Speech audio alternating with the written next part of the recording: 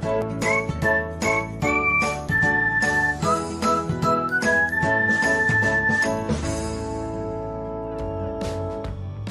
everyone, welcome back to another episode of Technologyglance.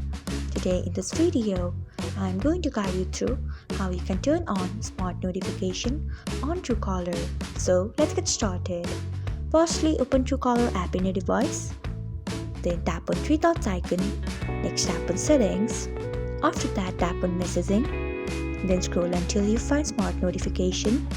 Then turn on it by tapping on it. So this is how you can turn on smart notification on Truecaller. Thanks for watching. If you found this guide helpful, we would love it if you hit the thumbs up button below. We upload great new tech tutorials like this one every day, so do not forget to subscribe to our channel and hit the bell icon so that you'll never miss another update.